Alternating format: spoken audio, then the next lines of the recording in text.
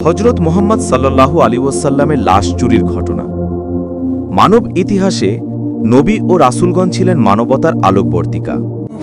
তাদের মধ্যে সর্বশেষ ও সর্বশ্রেষ্ঠ নবী হলেন হযরত মুহাম্মদ সাল্লাল্লাহু আলাইহি ওয়াসাল্লাম। তার জীবন, মৃত্যু ও দাফন সবই ইসলামের ইতিহাসে অনন্য মর্যাদার অধিকারী।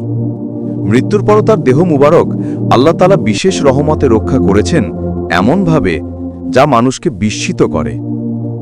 ইতিহাসে বর্ণিত আছে, একসময় কিছু অমুসলিম ষড়যন্ত্রকারীরা নবীর পবিত্র দেহ মুবারক চুরি করার চেষ্টা করেছিল, কিন্তু আল্লাহ তাআলা তার নবীকে অলৌকিকভাবে হেফাজত করেন। এই ঘটনা সংঘটিত হয় হিজরি 557 বা 558 সালের দিকে, অর্থাৎ নবীজির ইন্তেকালের প্রায় 5ম শতাব্দী পর। তখন মুসলিম খিলাফত ছিল মিশরের ফাতেমি শাসকদের হাতে। তারা ছিল এক বিশেষ মতবাদের অনুসারী, যাদের উদ্দেশ্য ছিল ইসলামের মূল ধারাকে বিকৃত করা। তাদের মধ্যে কিছু চরমপন্থী ও ধর্মদ্রোহী ব্যক্তি এক ভয়াবহ পরিকল্পনা করে মদিনার নবীজির রওজায় প্রবেশ করে তার দেহ মুবারক চুরি করে নিয়ে যাবে, যেন মুসলমানদের হৃদয় থেকে সেই ভালোবাসা কেন্দ্র সরিয়ে ফেলা যায়। দুইজন লোক সিরিয়ার কোনো এক অঞ্চলে গোপনে পরিকল্পনা করে যে তারা নবীজির কবর মুবারক চুরি করবে। তারা খ্রিস্টান ছিল বলে ধারণা করা হয়। তারা নিজেদের মুসলমান পরিচয় মদিনায় আসে। বাইরে থেকে তারা খুব ধার্মিক ও সৎ মুসলমান হিসেবে আচরণ করত, নামাজ পড়ত, দান করত, এমনকি মসজিদে নববীর পাশে থেকে ইবাদত করত।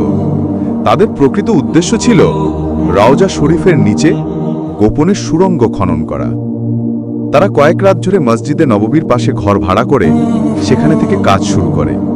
রাতের বেলায় ধীরে ধীরে খনন করতে থাকে যেন কেউ বুঝতে না পারে। তারা মাটির নিচ দিয়ে এমন একটি পথ বানাতে চেয়েছিল যা সরাসরি নবীজির রওজার নিচে গিয়ে উঠবে, কিন্তু আল্লাহ তাআলা তার প্রিয় নবীর দেহ মুবারককে অপমানিত হতে দেননি। এক রাতে মদিনার গভর্নর নুরুদ্দিন মাহমুদ জাঙ্কি রাহিমাহুল্লাহ দামেশকে ঘুমাচ্ছিলেন। তিনি স্বপ্নে দেখতে পেলেন রাসূলুল্লাহ সাল্লাল্লাহু আলাইহি ওয়াসাল্লাম তার দিকে ইঙ্গিত করে বলছেন, হে নুরুদ্দিন, আমাকে রক্ষা করো, এই দুই ব্যক্তি আমার দেহ মুবারক চুরি করতে চাচ্ছে।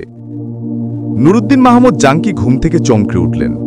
তিনি অবাক হয়ে ভাবলেন এটা হয়তো স্বপ্ন, কিন্তু পরের রাতেও একই স্বপ্ন দেখলেন। তৃতীয় রাতেও নবীজিকে একইভাবে দেখতে পেলেন।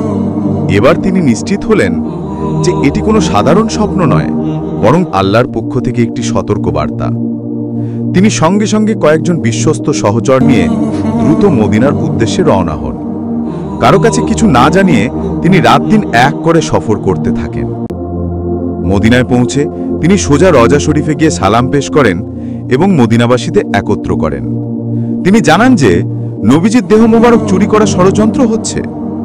এরপর তিনি পুরো মদিনায় খোঁজ নিতে থাকেন।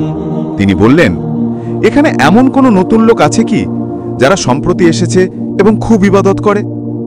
লোকেরা জানায়, হ্যাঁ, 2 জন লোক আছে যারা খুবই ধার্মিক মনে হয়।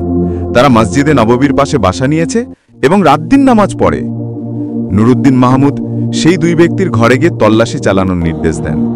প্রথমে কিছু পাওয়া যায়নি, পরে ভালোভাবে খোঁজ নিয়ে দেখা গেল তাদের বিছানার নিচে একটা গর্ত আছে। গর্তটি মাটির নিচে অনেক গভীর পর্যন্ত গেছে এবং সরাসরি নবীজির রওজার দিকে এগিয়েছে। সবাই স্তম্ভিত হয়ে গেল। স্পষ্ট হলো এরা মুসলমান নয়, এরা নবীজির দেহ মুবারক চুরি করার জন্য এসেছিল। তাদের হাতে ধরা পড়ে গেল শাবল, দড়ি ও বিভিন্ন খনন যন্ত্র। নুরুদ্দিন মাহমুদ তাদের আটক করেন এবং কঠোর শাস্তি দেন। এরপর তিনি গভীর শ্রদ্ধায় সেই সুড়ঙ্গ বন্ধ করে দেন, যেন ভবিষ্যতে কেউ এমন দুঃসাহস না করতে পারে। এই ঘটনার পর নুরুদ্দিন মাহমুদ খুব ভয় পেলেন যে ভবিষ্যতে আবার কেউ এমন চেষ্টা করতে পারে। তিনি আলেমদের সঙ্গে পরামর্শ করে সিদ্ধান্ত নেন রওজার চারপাশে শক্তিশালী সীসার দেয়াল নির্মাণ করবেন। তখন মসজিদে নববীর নিচে গভীরভাবে খনন করা হয় এবং সীসা গলিয়ে সেই স্থানের চারপাশে ঢেলে দেয়া হয়। এতে কবর মুবারক এমনভাবে ঘিরে ফেলা হয় যে কেউ আর কোনোভাবে নিচ থেকে প্রবেশ করতে পারবে না। এরপর পুরো জায়গাটি ঢেকে দেয়া হয়। এইভাবে আল্লাহর এক অনন্য পরিকল্পনায় নবীজির দেহ মুবারক সর্বদা সুরক্ষিত থেকে যায়। আজও মসজিদে নববীর রওজার নিচে সেই সীসার স্তর রয়েছে, যা ইসলামের ইতিহাসের এক নীরব সাক্ষী। এই ঘটনাটি শুধু এক ঐতিহাসিক ঘটনা নয়, এটা আল্লাহর কুদরতের এক জীবন্ত প্রমাণ। এর মাধ্যমে আমরা জানতে পারি আল্লাহ তার প্রিয় নবীর সম্মান সর্বদা রক্ষা করেন। মৃত্যুর পরও নবীজির মর্যাদা আল্লাহ নিজ হাতে হেফাজত করেছেন। সত্যিকারের ঈমানদাররা আল্লাহর ইলহাম ও ইঙ্গিত বুঝতে পারে। যেমন নুরুদ্দিন মাহমুদ 3 বার স্বপ্নে দেখে তৎক্ষণাৎ ব্যবস্থা নিয়েছিলেন। নবী প্রেম মানে শুধু মুখে নয়, কাজে প্রমাণ করতে হয়। নুরুদ্দিন মাহমুদের উদাহরণ আমাদের শেখায় নবী প্রেম মানে দায়িত্ব, শ্রদ্ধা এবং ত্যাগ।